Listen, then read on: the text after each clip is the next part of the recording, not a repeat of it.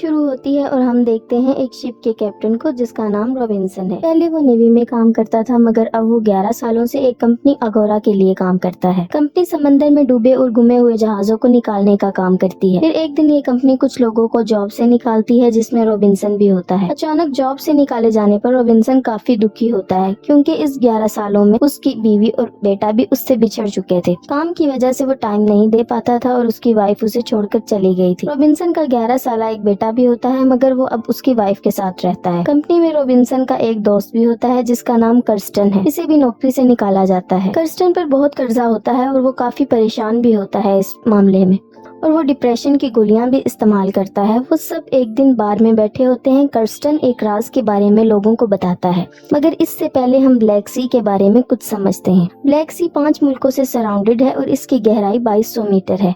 Kirsten इन्हें इस तलाश के बारे में बताता है जो अगोरा ने ब्लैक सी में की थी। 1941 में हिटलर की फौज नाअजीज मुकम्मल तौर पर तबाह हो चुकी थी। इस वक्त रूस जंग की लपेट में नहीं आया था मगर रूस को डर था कि कहीं जर्मनी रूस पर हमला न कर दे और इस बात का फायदा उठाते हुए हिटलर ने रूस से कर्जा मांग लिया 2 टन सोना। इसकी कीमत का अंदाजा खुद लगा लें। हिटलर ने रूस से एक बोट ली और इसमें सोना भरा मगर वो जहाज हिटलर तक नहीं पहुंचा, रास्ते में ही कहीं डूब गया या डुबाया गया। इस पर हिटलर ने रूस पर हमला कर दिया। इस 4 साला जंग में लाखों लोग मारे गए। इसके बाद एक ओशियानिक रिसर्चेज इंस्टीट्यूट ने एक यू बोट ढूंढ ली और दावा किया कि ये वही बोट है जिसमें स्टेलन ने सोना रखा था। अपनी इसी इंफॉर्मेशन को वो जॉर्जिया सरकार के पास ले गए और इन्हें इस यू बोट की लोकेशन दी। जॉर्जिया सरकार इस यू बोट को निकालने के लिए मान गए और 1 महीने बाद रूस और जॉर्जिया के दरमियान लड़ाई शुरू हो गई और सारी हदें पार होती चली गई।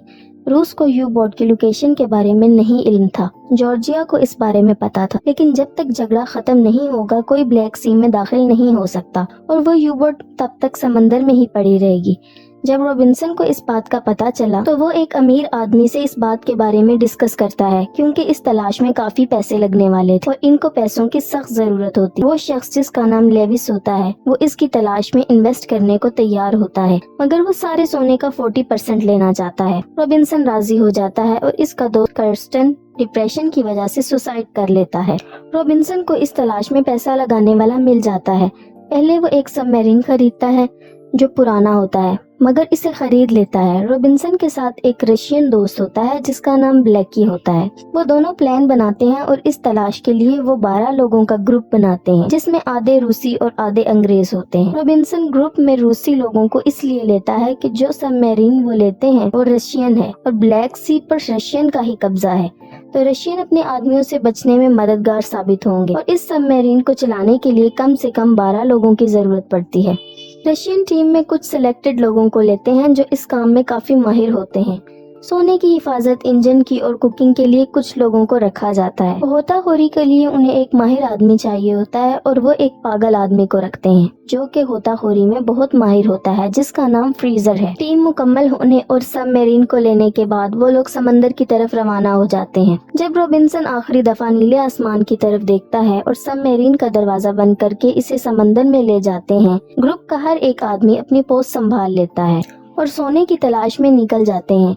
अभी तक सब कुछ ठीक होता है। फिर कैप्टन सबको इकट्ठा करता है और इस बारे में सबको बताता है। वो सोने की बात करता है कि हर एक को बराबर का हिस्सा मिलेगा जो बाकी का 60% है उसमें से, क्योंकि 40% उस शख्स का है जिसने इन्वेस्ट किया है। अब डैनियल उस शख्स का असिस्टेंट होता है जिसने इन्वेस्ट किया होता है तो डैनियल कैप्टन रॉबिन्सन को कहता है कि तुम्हें ऐसा नहीं कहना चाहिए क्योंकि अगर यहाँ पर किसी शख्स के दिल में लालच आ गई तो वो किसी दूसरे को मार सकता है क्योंकि इससे सबका हिस्सा बढ़ जाएगा और कैप्टन को ऐसा कहना ही नहीं चाहिए था। इस सबमरीन में सब लोग प्रोफेशनल थे और इसी खतरनाक तलाश के बाद जब वो यू बोट की लोकेशन के नजदीक पहुंचते हैं तो उसी वक्त एक रशियन डिस्ट्रॉय शिप इनके करीब से गुजरता है और वो अपना इंजन बंद कर देते हैं और बच जाते हैं। अब वो लोग प्लान बनाते हैं कि सोने के साथ वो ड्राइव शार्क को भी ले आएंगे जो इनके सबमरीन पर धमाके से डिस्ट्रॉय हो गया था। अब इस ड्राइव शार्क की मदद से वो फिर से सबमरीन को स्टार्ट करेंगे और यहाँ से निकल जाएंगे। अब वो 2-3 मीटर के फासले पर बाहर जाते हैं। वहाँ पर वो यू बोट को ढूंढ लेते हैं। वो यू बोट जिसमें 2 टन सोना था वो इसके अंदर जाते हैं और ड्राइव शार्क को भी पा लेते हैं। जो ट्रॉली वो अपने साथ लाए थे वो ज्यादा वजन नहीं ले जा सकती, मतलब वो सिर्फ ड्राइव शार्क के लिए ही आए थे। मगर फ्रीजर ड्राइव शार्क के साथ इसमें सोना भी भर लेता है जिससे इस ट्रॉली का वजन काफी बढ़ जाता है। और इसे धकेलने में काफी जोर लगता है। वो इस ट्रॉली को वापस सबमरीन के तरफ ले जा रहे होते हैं, मगर रास्ते में एक बड़ा गड्ढा आ जाता है। वहाँ इनसे ट्रॉली बेकाबू हो जाती है और जो भी सोना इसमें था सब गिर जाता है। सिर्फ ड्राइव शार्क ही बचता है। फ्रीजर अब ड्राइव शार्क को लेकर आता है। सोना खो देने की वजह से सब लोग बहुत उदास होते हैं और वो सबमरीन को सतह पर ले जाने की तैयारी करते हैं। मगर यहाँ डेनियल लेविस का असिस्टेंट कैप्टन रॉबिन्सन को एक राज बताता है कि ये सब एक प्लान के तहत किया गया है। कोई अमीर शख्स लेविस है ही नहीं जिसने इसमें इन्वेस्ट किया। असल में अगोरा ने जॉर्जिया से समझौता किया था, तो वो लोग बोट को नहीं निकाल सकते, इनको खतरा है। तो अगोरा के लोगों ने ये प्लान किया था और कंपनी के सभी काबिल लोगों को निकाल दिया, जिससे तुम लोग मजबूर हो गए और पैसे और इस कंपनी से बदला लेने को तैयार हो गए। अगोरा ने कर्स्टन को $30,000 दिए ताकि तुम्हें इस खोज के लिए रजामंद कर ले और तुम आसानी से फंस गए। और जैसे ही तुम लोग सोना लेकर ऊपर जाते, अगोरा तुमसे वो सब ले लेता और तुम सबको गिरफ्तार कर लेता।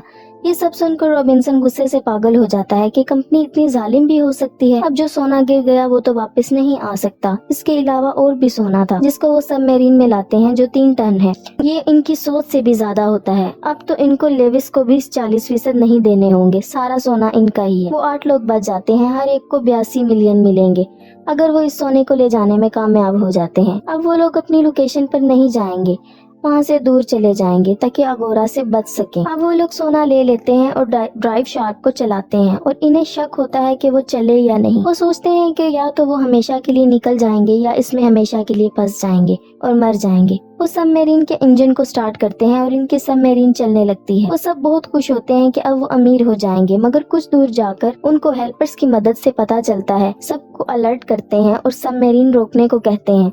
वो इसे रोकने की कोशिश करते हैं और मुश्किल से इसे रोकते हैं। मैप में कोई गड़बड़ हो जाती है और वो लोग चट्टानों में फंस जाते हैं। वो इन चट्टानों को पार कर सकते थे क्योंकि इनमें से वो 40 मिनट में से निकल सकते हैं।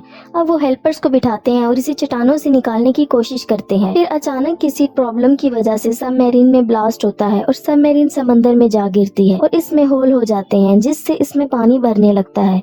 सब लोग पानी को रोकने की कोशिश करते हैं मगर वो कुछ नहीं कर पाते। इस हादसे में सब लोग मारे जाते हैं। रॉबिन्सन और उसके 2 साथी बचते हैं। रॉबिन्सन अपने साथियों को निकाल देता है मगर खुद नहीं बच पाता क्योंकि इन दोनों को बचाने के लिए पीछे किसी एक का होना लाजमी होता है सबमरीन को कंट्रोल करने के लिए, और वो इसी समंदर में सबमरीन के साथ हमेशा हमेशा के लिए रह जाता है। ब्लैक सी की कहानी कैसी लगी जरूर बताइए।